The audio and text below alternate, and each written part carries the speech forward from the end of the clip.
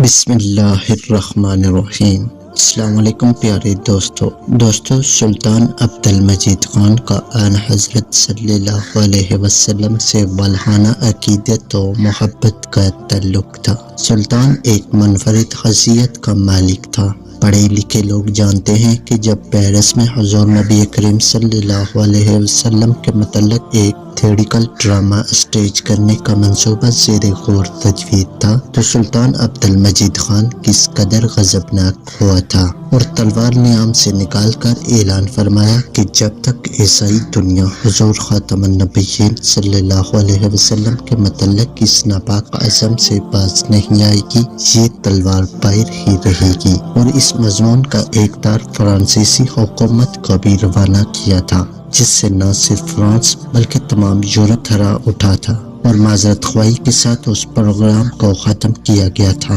یونانیوں کے ساتھ سلطان موصوف کے مجاہدانہ کارناموں کا ذکر کرتے ہوئے 20ویں صدی کے مشہور مصری ادیب و شاعر احمد شوقی اپنی نظم صدی الحرب میں سلطان سے خطاب کرتے ہیں: تیری تلوار کے ذریعے حق کو بلندی ملتی ہے اور حق ہمیشہ غلبہ پانے والا ہے، اور جہاں جہاں تو شمشیر کی زور دکھاتا ہے دین کو مدد ملتی ہے۔ دوستو، اللہ پاک سے دعا ہے کہ ہمیں بھی نبی کریم صلی اللہ علیہ وسلم سے والہانہ اور عملی محبت کرنے کی توفیق عطا فرمائے، آمین